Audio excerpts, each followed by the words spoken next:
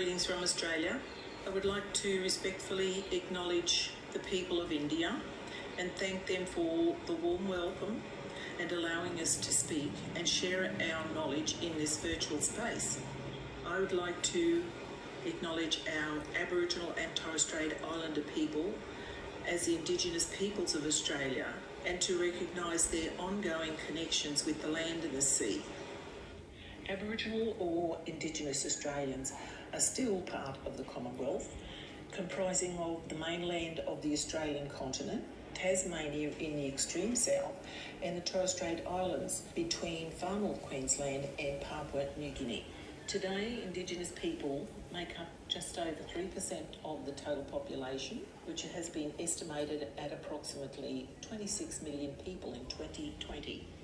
We fly 3 flags on our public buildings, and during national celebrations like NAIDOC Week, we fly the national flag, the Aboriginal flag, and the Torres Strait Islander flag. We are not one group. There are over 500 different clan groups or nations around the continent, with many having their own distinct cultures, beliefs, and languages that are still practiced today. Artists continue to hold onto their cultural and spiritual beginnings and continually make reference to their heritage in their work, evident as artists present their work for significant showcase events like the Cairns Indigenous Art Fair. Our land is so diverse. The environments and landscapes from which we draw inspiration is an ever-flowing stream of visual stories and messages we want to convey through our work. Totems, designs and stories shared by our First Nation artists are protected by copyright unless permission is given by the creator or the creators who have worked to execute a collective work. Australian Indigenous author and solicitor Dr. Terry Janke said the protocols endorse the rights of Indigenous people to their cultural heritage and support diverse First Nations creative practice. NAIDOC Week is an opportunity for us to celebrate the rich history, culture and achievements of Aboriginal and Torres Strait Islander people. This year's theme is a common mantra: always was, always will be Aboriginal land.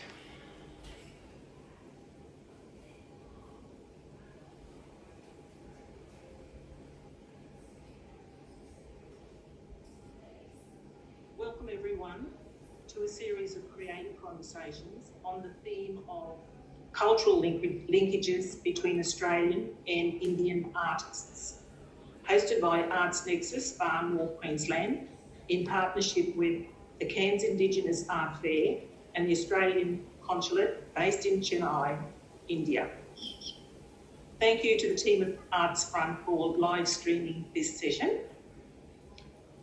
Now, our series of conversations is celebrating NAIDOC Week 2020 in Australia, National Aboriginal and Islander Day of Celebration. We are Australians' First Nations people, and each year NAIDOC Week celebrates a rich and diverse cultures of Aboriginal and Torres Strait Islander peoples. NAIDOC welcomes you to celebrate with us, so please enjoy the conversations as we have a very eager, distinguished guests with us waiting to talk to you. My name is Jenna Warry and I am the Regional Arts Officer for Far North Queensland. The Regional Arts Service Network is an initiative of Queensland Government through Arts Queensland. My position is managed by Arts Nexus, a support agency that enables creators and artists across all art forms, across all experience levels and all cultures in our Far North Queensland regions, which includes Cape York and the Torres Straits. Our conversation today is about the politics of language. We will discuss the importance of language and maintaining culture as a prime function of language. Our guests today have been chosen to talk about the ways they have used their talents and passions to express themselves and for the contributions they make to the cultural landscapes we live in. I let them introduce themselves, 2 minutes each to talk about themselves. But please look up and find out more about them, or about their legacies on websites, because besides what we're going to be talking about today, they are involved in a lot of things across the region. I've promised an hour for this conversation, and I'm sure that we could take all day, but we will start now. On our panel is Warren Clements, Regina Turner, Sandy Taylor, and Vikram. And I will invite Warren to speak first. Where are you, Warren? I'm right here. Oh, good on you. Never went far. Thank you, January.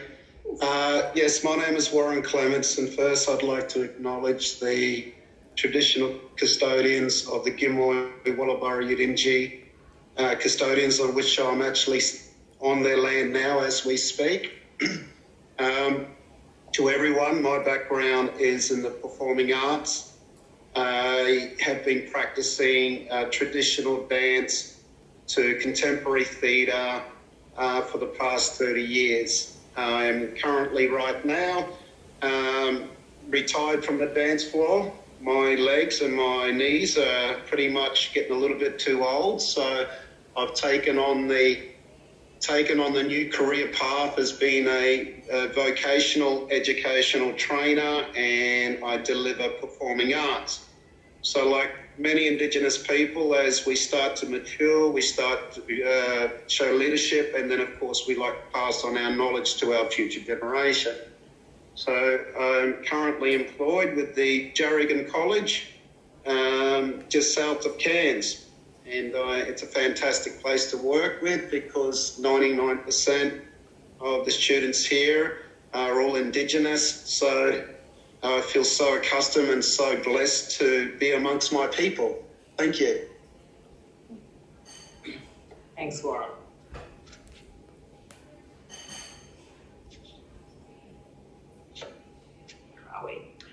Regina, welcome. Are you there? Yes, hello, January. Yes, okay. Say a little bit about yourself before we can get into the questions. Yeah. Well, first of all, in traditional language, Saunapa Mayam, which means welcome and greeting from the Zenath Kes, which is the Torres Strait. My name is Regina Turner. I identify myself as, from my mother's side, Mabiog Wagadagam Ipkazir, which means I'm from Mobiag Island and I'm a woman from the Wagadagam clan. I also want to acknowledge my father's traditional family, the Dareb families on Mer Island, and also the Wutati Aboriginal clan, which is my father's side as well. I reside on Hammond Island, which is an Aboriginal land, and it's traditionally owned by the Karareg people. So I will also respectfully acknowledge the traditional owners on which I stand here today. And I'd also like to just mention that my husband and I have gone into small business since 2017, so 3 years almost in the making. We've started a creative arts business. He's a key creative, a carver. He does 21st keys. He puts family totems on their keys. It's more around the cultural heritage, knowing about who they are and their background. And yeah, we've been, and the business name is called Panipan Designs, and Panipan is also a Mobiag language name for lightning. So he works very fastly and I need to keep up with him. Thank you, Regina. Vikram. Oh, we've got Sandy first. Sandy, you ready? Yes, I'm happy to. Good on. Just introduce myself. Thank you. Thank you, January. Thank you, my sister. My name is Sandy Taylor, and just a little bit about myself. And before I do that, I'd like to also adhere to our cultural protocol. I also like to respectfully acknowledge the Gimoi, Bullabara, Yidinji and Nyuranganji nations on whose country I sit, and live and breathe and bring up my family in this beautiful part of the world in Cairns. My country is inland. I'm a freshwater Murray. So my people are Kalkadoon, Narwin and Durandali. Kalkadoon on my father's side, Durandali and Narwin on my mother's side. I'm a bush girl. I grew up running through spinifex, grass and chasing emus, doing all those things that you do, collecting bush tucker and swimming in freshwater when it was there and doing all the things that we used to do back home. But I certainly enjoy living in this part of the country. And when I do go home, unfortunately, I only go home now for sorry business, not for any law business, but I think it's also always important to always stay in contact with your mob back home and your family and with culture back home, and to always keep those connections strong. My husband, he was raised here in Cairns, but he's also a saltwater Murray, so our kids have a little bit of both. But we certainly are very proud to be working in this community and doing the grassroots community work that we love doing. I have a passion for empowering my people, and I really thank Arts Nexus and Kayab and the Australia Consul General for the opportunity to sit on this panel. And I think what we're going to be yarning about soon is very relevant in the context not only of NAIDOC, always was, always will be, but I think language and how we unpack it in just this short presentation, I hope will be very enlightening for people listening in. And I hope somewhere down the track, there will be an opportunity to have further yarns around such an important topic. So thank you. Oh, thank you, Sandy. Vikram, from across the sea, thank you. Thanks, January. Thanks, Art Nexus and the organizers. I grew up in a place called Chennai in India, where they say Vanakkam, and I live in a city called Bangalore, where they say Namaskara for a greeting. And so I'm based in Bangalore and Chennai in India, and I'm a performance storyteller and a theatre practitioner. I work with children, I work with adults, I perform for all age groups. And my stories are rooted in the folklore, the myths, and the heritage that's centered around the Indian realm, in specific the southern part of India, because India is large in terms of history, in terms of language, in terms of identity. So the most of my work is centered around the southern part of India. And the languages that I speak and work with is English, Tamil, Kannada, and a bit of Hindi. And academically, I have a degree in engineering management, but after that, I've just been an artist over the many, I think my age is equal to Warren's experience and work in theatre. So yeah, so over the last few years, I've worked, traveled across the country in both performing, curating, multiple festivals centered around storytelling, theatre specifically, and one of the festivals that we organize in Bangalore is the Bengaluru Poetry Festival, which is celebrating the poetry of this country in various languages, of course. And a few other festivals that I work with for children and adults, the Bangalore Literature Festival, a very specific festival for children's theatre, because in India, still children's theatre is still in a very decent space. So creating a yearly festival on that, and of all this, yes, English is my connecting medium, and Tamil, Kannada, and Hindi is the scattered language that I work with. Thank you, Vikram. So we've had Warren, who went from traditional cultural dance to Shakespearean actor with tropical arts. We've got Regina, Torres Strait Writers Network and community leader. We have Sandy Taylor, Cairns Tropical Writers Festival, social, emotional and wellbeing sector. And we also have Vikram. Bengaluru Poetry Festival, pronounced that correctly? Yes, Bengaluru. Yes. You Bengaluru. Bengaluru. Thank you.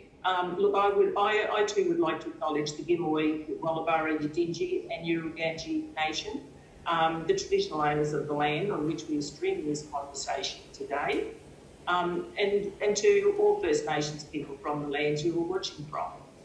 We would also like to pay our respects to the elders past and emerging, and thank the people of India for welcoming and allowing us to speak and share our knowledge in this virtual space.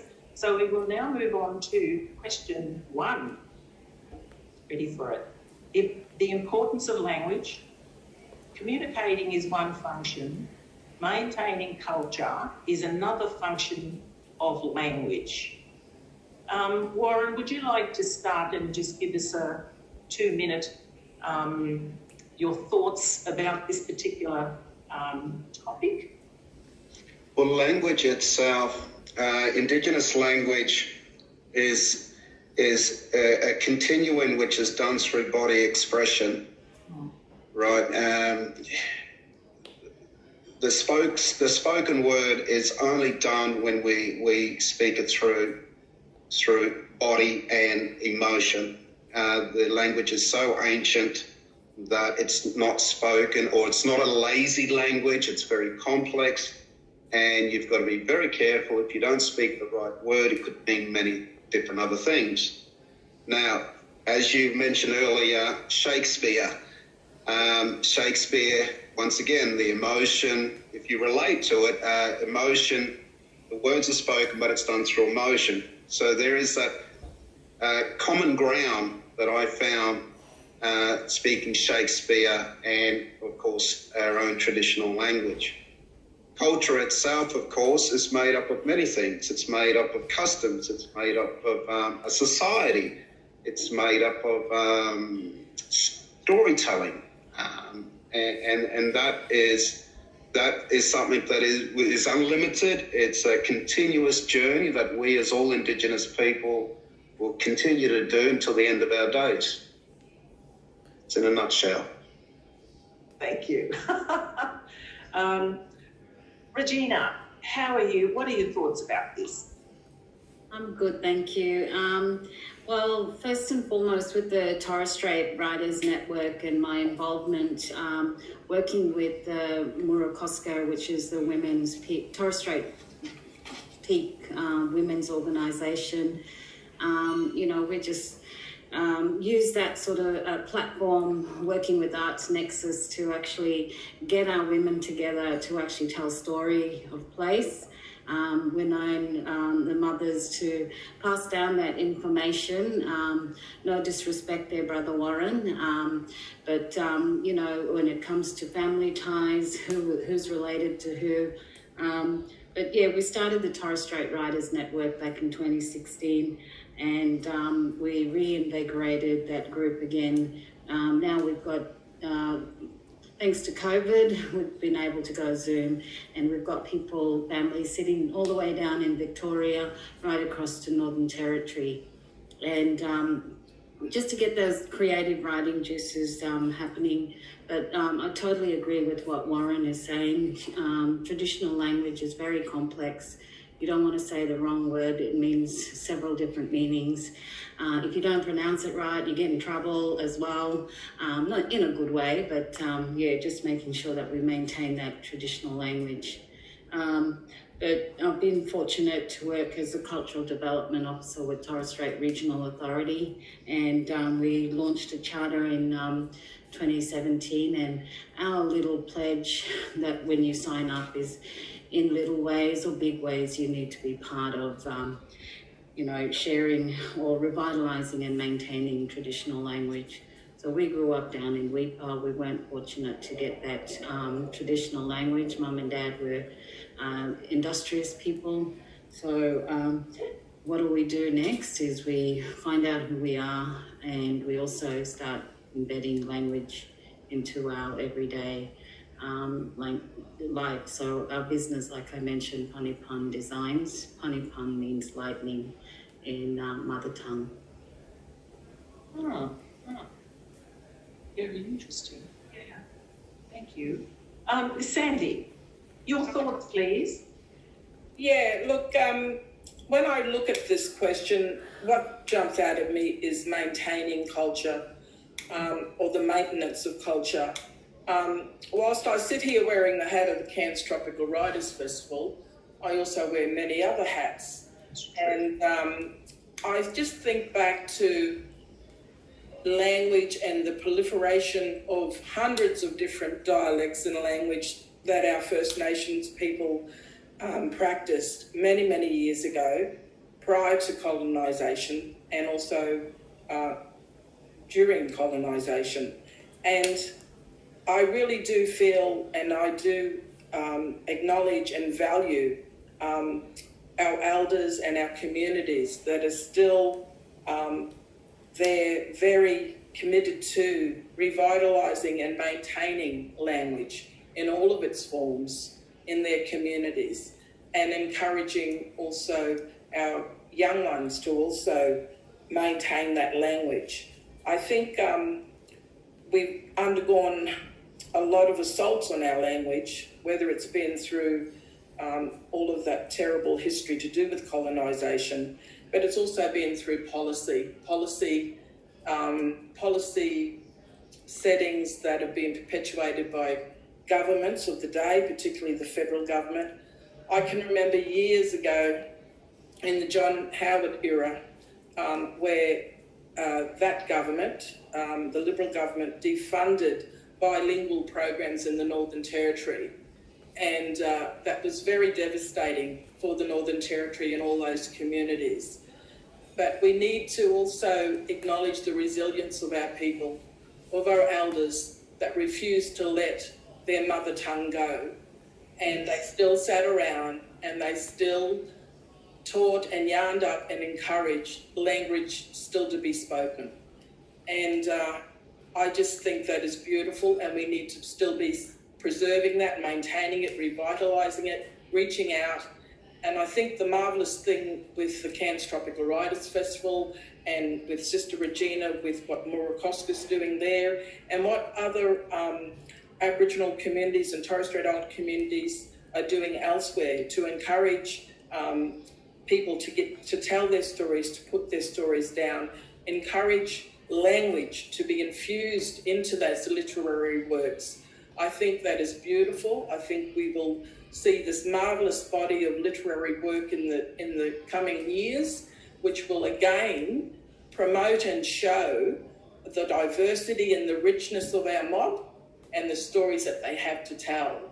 And it always takes, when I think of language, and I think of maintaining it, and I think of the beauty of and strength in language. I remember working in Cape York, and I was at Wujal, which is a beautiful rainforest community in the Cape, and I was talking to someone about what we needed to do. This is when we were setting up our Indigenous knowledge centres in the communities, and this lady said to me that when she thinks in Gugununkel, she thinks differently. And really that says it all. When you're, for her and for her family, when they're speaking language, they are also thinking differently. And to me, once you understand that concept and you understand that when language is spoken and you're thinking differently and you're seeing the world differently because you're using your language, that's a whole different worldview from what we're speaking, which is this English language of the dominant culture. So I just want to put that there, and I've probably gone over my 2 minutes. Sorry, January. Yeah. It was so interesting that we just let you keep going with that. That's great, Andy.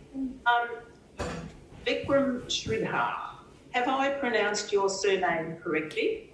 Perfect.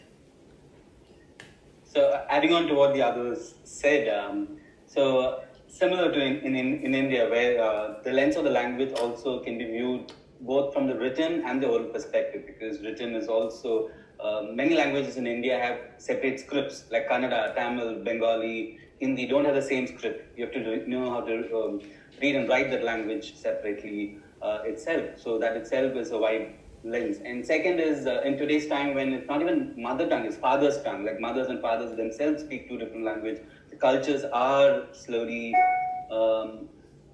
mixing and shifting in that perspective.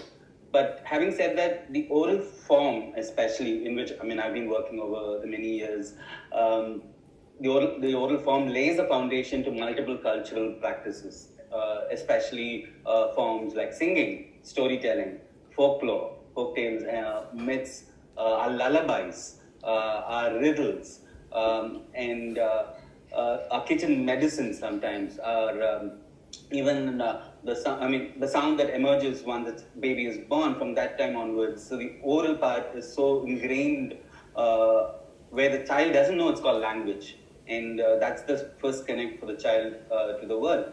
And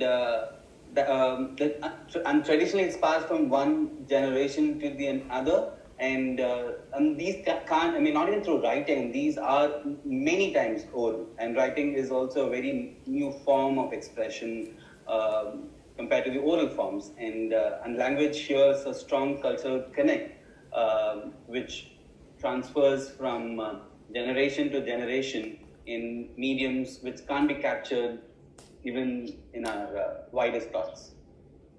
Vikram, can I ask, would you speak English most of the time? Yes, English is the connecting language. So that's what it is. I mean, so English is the language we read in schools. A lot of schools here, the learning language is English. Yeah, thank you. Now to discuss how the colonial overhang that has resulted in the global use of English being one of the dominant languages used. Did you want to stay there and comment first, please, Vikram? Sure. So the use of English has actually opened borders. So the India before 1947 and after 1947, this is when India got this independence from the British rule, is very different. And this has opened boundaries between cultures. I mean, even though we say Tamil Nadu, Karnataka, but then a little deeper, there's so much of differences between the cultures. So given all this context, so English has been the language that's been connecting these cultures, and but even then there are local variations on how it has been adopted in every culture. So even the way English is spoken to a southern part of India speaking English, or northerners speaking English, will have its own local flavor, local dialects, local jargons, which will vary from place to place.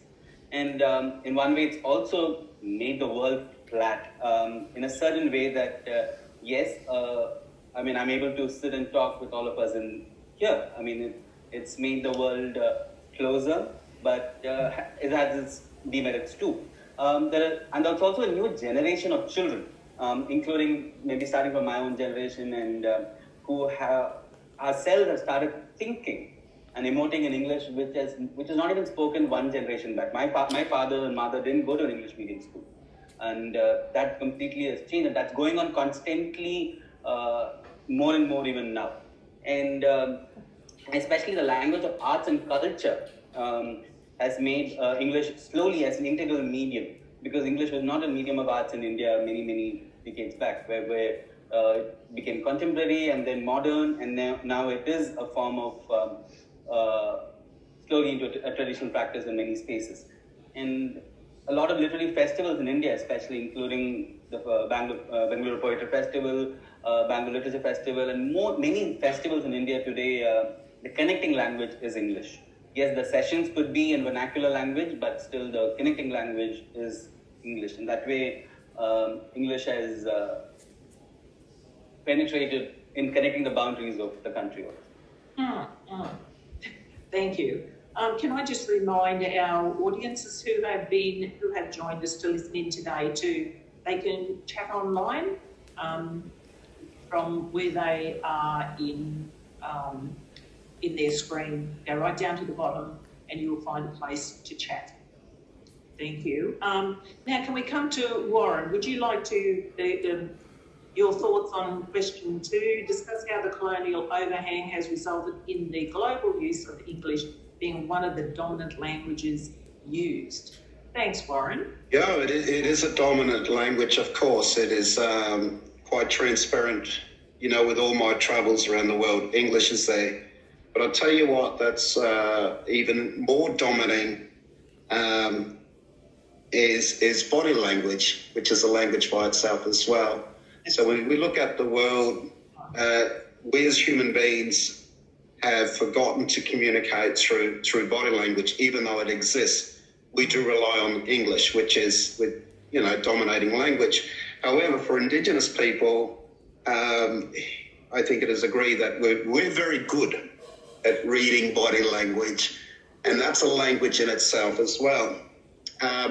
With my teachings here at Jarrigan College, a lot of our students, their first language is actually their native tongue. And to me here, that's very sacred because it's an ancient language. So for students that, the age of 14, 15, they're becoming young adults and they're learning English. What my teaching is, I teach them alternative ways of learning and keep the English to a basic level that they can actually understand when they go into the workforce industry. Okay. English itself, over the years, it's gone from traditional formal English. Now for this modern age, it's now become so broken, normal way of speaking. We don't speak so formally anymore. So that's my thoughts on that. Thank you. Yeah, very interesting. Sandy, your thoughts, please. Where are you? Yeah. I'm thinking of that word colonial overhang.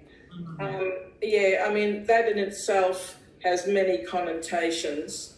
And as I alluded to before, the dominant culture is what prevails. And so where colonisation has occurred globally, that in most cases through the British colonising countries, obviously the dominant language is English.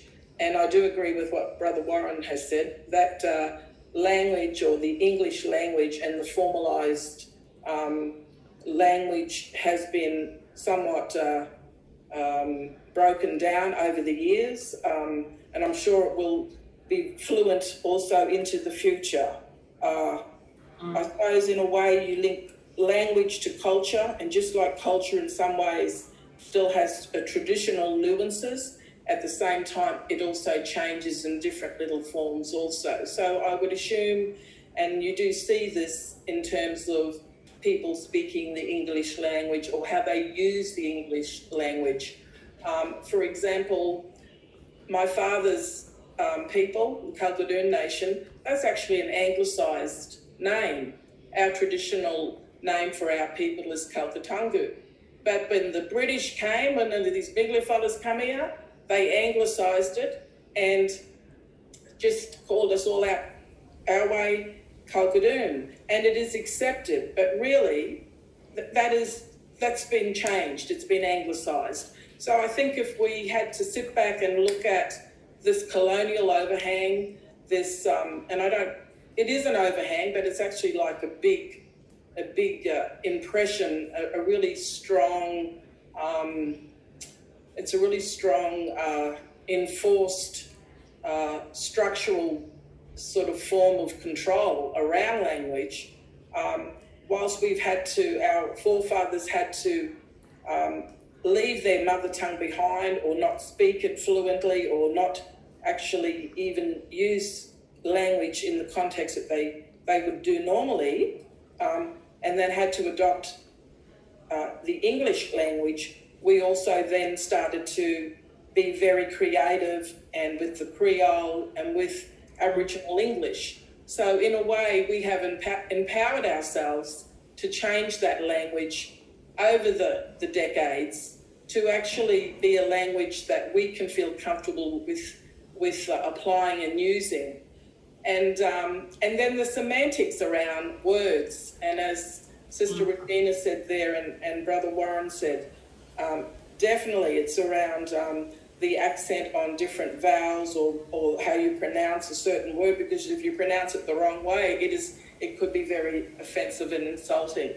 And I think this is where our elders and our people who have really been committed to keeping their languages going in that puerile, that traditional context, and knowing not to deviate away from it or compromise it. I really admire and acknowledge that, because they are the living cultural assets of our people, and we need to be always not only just looking after them as the cultural story holders and storytellers, but they really are the building blocks. That they still need to be there to guide us and to also encourage and pass all that down through, whether it's a type of custodianship. And look, we've been there before where we've, like I said with Howard, he tried to, and he defunded things. And sometimes we just got to do this and we go, well, bugger all the funding. This is about our mob and this is about our culture. And while we got this cultural overhang, it's not going to stop us from being who we are and what we are on our country. And we have survived and we're still here, and we're going to keep going, and we will still use our language the way we want to use it. Yes. So that is so important, and we will keep saying it, whether it's in book form, in the virtual form, in dance, music, art, and all of the different ways that our people are so deadly and creative and resourceful. As long as our spirit is not broken, and it never will be, we will always continue to be speaking our language the way we feel we need to do it. Thank you. Thank you. Regina. That's so true, and I agree with Sandy. As I mentioned earlier about the traditional language charter here in the Torres Strait, I could really resonate with it. As I mentioned earlier, I'm not a traditional language speaker, but to work alongside with cultural language speaking practitioners was definitely an eye-opener for me, knowing that our languages are becoming critically endangered. You know, a lot of our language speakers are, cultural language speakers are, 30 or 48 years old and over. The fluent speakers, not a word of English, they're, 70 plus. And with our life expectancy for our families and our elders especially, we have a shorter life expectancy here. And those traditional old ways are being lost. And I think doing that charter, doing your level of participation and how to revitalise traditional language, whether it's a little, occasionally, frequently and always, it gives people like myself hope to know that, yes, I'm more English-speaking background than my own traditional mother and father tongue, as Bikram mentioned earlier. But working also with the cultural practitioners in the song and dance, music and dance audit projects, you could see with the Torres Strait Regional Authority, there was a great initiative about maintaining our language. So there was, recordings of songs and dance from each Torres Strait community, and the albums with the traditional language and contemporary songs were actually recorded. These resources are available through the Cultural Centre here on Thursday Island. And, it's very, good to know that these things are available for our future generations. I'm also keen to work with cultural practitioners, especially our language speakers, around, writing grants so that they can work on projects. And we've actually put in some applications to do some digital recordings with the traditional Miriam Mer language speakers. So While I may not speak it, and English is my most spoken language, I find that's the opportunity for me and my family, and in ways that we can contribute. I think one of the wonderful things that I'm seeing more often now is that, when we're on the news or anything like that, we have people up there doing the Auslan signing as a,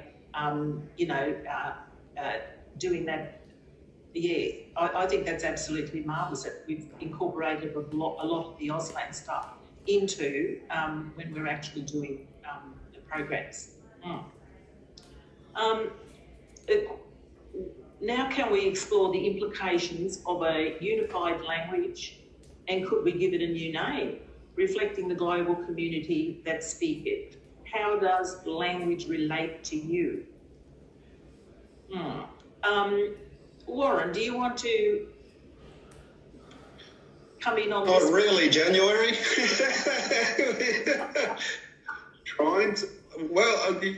You're saying the word unified language, unify it.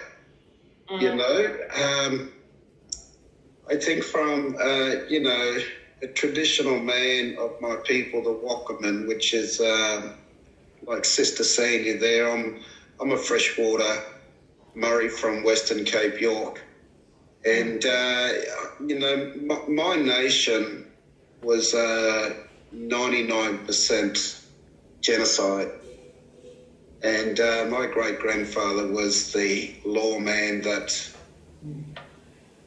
maintained the cultural essence of our people, and that language has been passed down from one generation to another. So to try and, unite that is quite difficult because, from a traditional point of view, in our power right now, because there's very little of our elders left that speak the tongue fluently. And the last thing we want to do is unify that with any other foreign alien language. So I'm not sure if I'm reading that question properly, January. So just that word unified jumped at me. So if you could probably explain to me or give the panel, maybe I listen to them or what they're saying so I can understand a little bit more on that question. You think it might be as complicated already, because when you think, I think that English probably would be one of the hardest languages to learn. When you have a look at it, there's so many complexities in all the different words. They all mean the same thing and they're all used in the same way. Anyway, what are your thoughts on this, Sandy? Look, we've been talking about English in all of its different context, I suppose, and the way we have used it as colonised people. And honestly, I think this particular question, I don't think, personally myself, I don't think we can give it a new name. The English language, we've got millions of people speaking this language. Whether we give it a new name or not, it is still the act of speaking English. And I think as you were saying, January, I think for people to learn the English language, I think it is quite difficult and complex. It is one of the hardest languages to learn. But it's, I suppose, the technicality and the application of it. But in terms of giving it a new name, to me, that's obsolete. It's irrelevant. This English language is here. We've used it. It sits as a predominant language in a lot of countries, particularly that have been colonised. The way people then choose to use that language in the context of their situation and their circumstances and how they perceive the world and their worldview, that will change. But in terms of giving it a new name or trying to look at something that's unifying, I think it is already a unifying language, but it's got this baggage attached to it. And this is a thing that we need to grapple with, we need to unpack, we need to look at how the English language has been used, whether it's in a positive or a negative. For example, when I think back to years ago with our people, and if anybody had a chance to read my bio, they would know that I had the opportunity to sit on the Path to Treaty Working Group, which is really conversations with all Queenslanders, which we did last year. We went around all the state and we spoke to Indigenous and non-Indigenous Queenslanders about this idea of a treaty between the state government and First Nations people. So when I think of some of the things that can come out of that in the context of language and also around truth-telling, I think of that word called dispersals.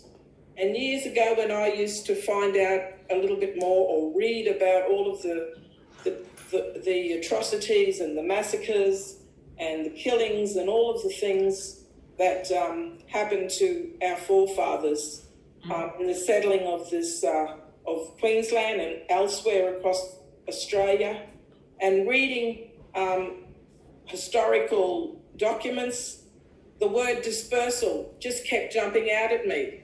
Well, hello, dispersal is a lovely word for it covering up the acts of massacre. So when we're talking about English, it's interesting how language can actually camouflage or trivialise or actually change the context of really the historical context or really actually what happened. So I think we really need to be very, very aware of how language can be used and abused to rationalise a situation. And as I said before, it's about the semantics of it all. And I can remember when I was a young girl living in the Brisbane community, big as Murray community down there, and we would have the most deadliest community meetings. But I'll tell you right now, Jagger Arts, for the first hour, we would sit there and we would be bringing up names around what we were going to be talking about, because people had different perceptions and understanding of what a certain word meant. We would spend an hour in that room kicking it around. What does that mean to you? What does that mean to you? Until we came up with a collective agreement on what that word meant. And then we could begin our meeting. And they were fantastic meetings. People might have thought that was a waste of time, but no, it wasn't. It was important for people to understand what that word meant to them. And that word changed depending on your life experience, on your trauma, where you came from, how you were raised. So language is very manipulative. It really is. But it's up to us as the speakers of this language to also be inquiring. We've got to have that inquiring mind. We've got to ask those questions. We have to actually say to people, well, what does that word mean to you? Are we on the same page? Are we in lockstep? Because, brother, what you're saying, I ain't getting that. And it's okay to have that yarn. It's not being silly. It's going to the guts of it. Okay, Sandy, thank you. Thank you. Wow, I have to take a bit of a breather there, thanks. I need a cup of tea. Thank you. Happy to come in with your thoughts on this. Thank you. Sure. Sandy, please share the tea with me also. Oh, okay. So my thought is, can there ever be a unified language? Because the process and the loss that happens in unification, that damage, can it ever be rectified? And today I see a lot of that rectifying taking time in a lot of spaces, in both in my own country, my own cities, and across the world in what unification has done to. And going a little beyond that, today even technology is has a very strong role to play in defining language, because as we move ahead in time, we have to embrace a lot of the present and from what we take from the past, add the present and give it to the future. And especially for a global peace, do we stop and reflect on what we are doing sometime? That's a constant thought that goes when you're trying to unify. It could be countries, it could be states, it could be boundaries at any point of time, including language. And the other thought is, in the process, we might even end up losing some parts of our heritage, a language, a culture. As in any part of change, loss is imminent to an extent. Like for example, the technology that we're using now to connect digitally itself might be a universal language. Because if this is not there, we wouldn't be connecting with each other. So technology itself is becoming a new type of language which we never thought 2 decades back. And language in that way is a holistic way for me in sharing our emotions, our thoughts, our ideas in a way that the listener, the reader can connect to. And if you have to speak to ourselves sometimes, we might not need a language in the perspective that we may see today. But when there is another human involved, especially, and that's to extent what Sandy was saying, it's for them and to make sure that do they understand what we are saying. And when there is another human involved, there is a lot at stake. And when there's a group of people, then the culture also starts appearing in a constantly changing world especially. And I'm still questioning this thought of a unified language because it sounds beautiful from the outside, but the more we go deeper, there are a lot of wounds that are still not being healed anymore. And festivals in that way are similar when it comes to unifying language because it involves the audience, the different stakeholders in the audience, and that's how I pause here to say that I look at a unified language. It's a gray area which I don't find an answer fully. We've had a chat that comes in that says, I love the term connecting language rather than unified. Regina, please, would you like to have some thoughts on this? Well, my thoughts around the implications of unified language. As I mentioned earlier, here in Zenath Kes, we're Torres Strait, there are 2 traditional languages apart from English and Creole, and there are 6 dialects as well. And Creole, we would say, and most of us would agree, is mostly used here and everywhere, whether it's in Australia or overseas. But we also refer it as Yumpla talk, which means, which is commonly referred to as you and me, our talk. I really don't want to see it unified because we do not want to confuse, our children, people like me who don't speak the traditional language. You need to know where your mother tongue or your father tongue originate from when you're speaking that language. I often find myself asking cultural language speakers, where does this word come from? Which is it from this group or this group? So English can stay on its own as a global unified used language, whereas Torres Strait, the 2 traditional languages are very specific and gives you identity. As soon as you hear that word that they pronounce, you know they're from that traditional group, which is really important. It's around identity, like Vikram mentioned, like Sandy, their sister, mentioned as well. And it's just really important that we don't get them confused.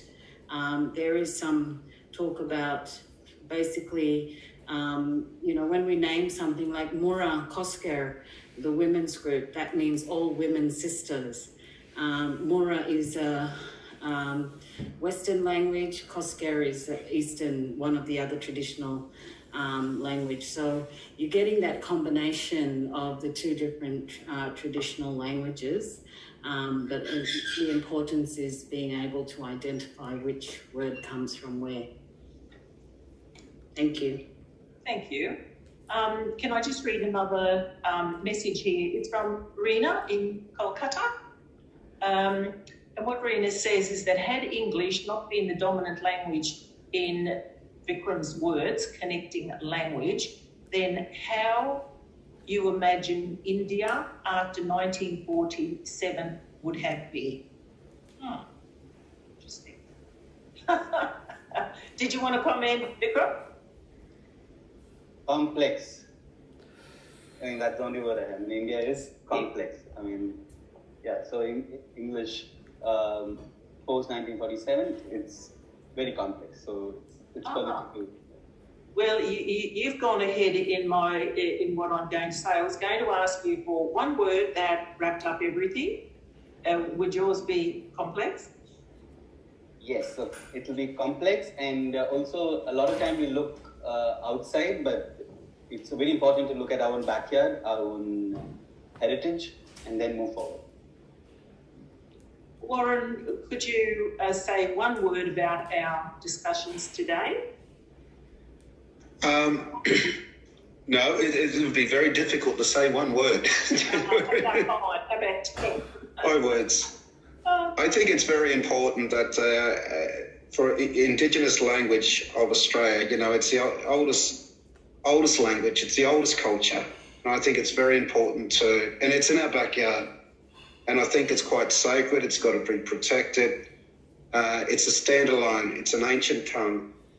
And we've got to do everything in our power in this country to really enforce it, to be part of the curriculum in the educational world, to do everything in our power to make sure that the language itself, the traditional languages, is maintained for our future generations.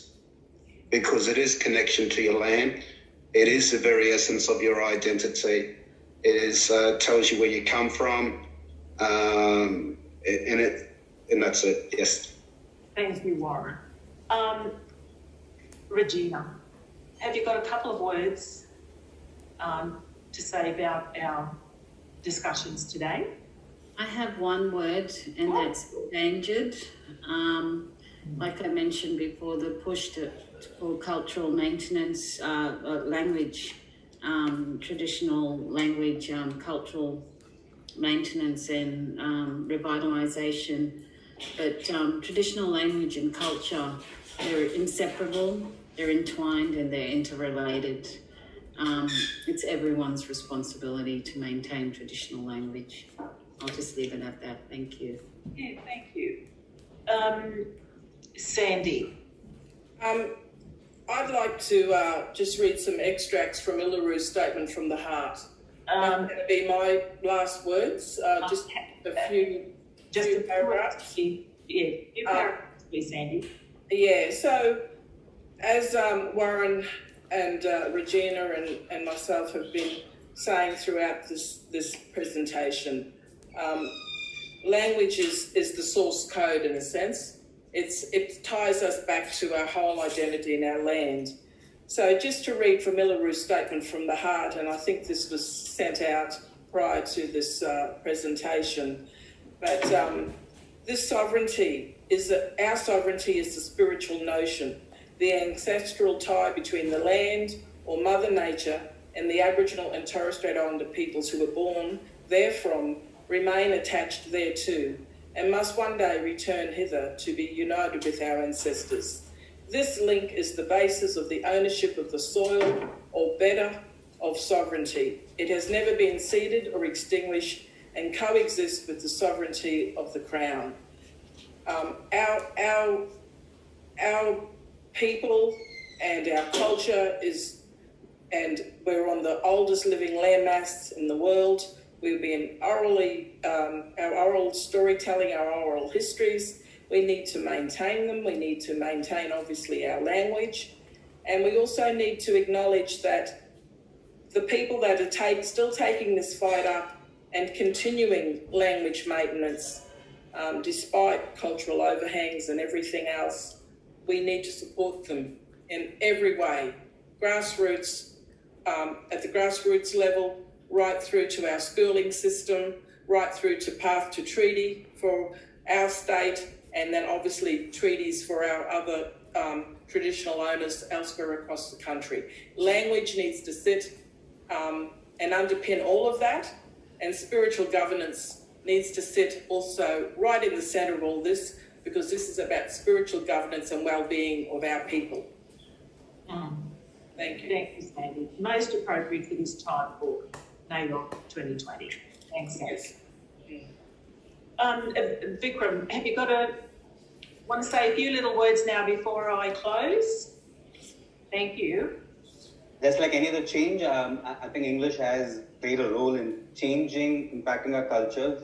So sometimes we have to embrace it and carry it along with us. And that's, yeah. Oh, thank you very much. Thank you.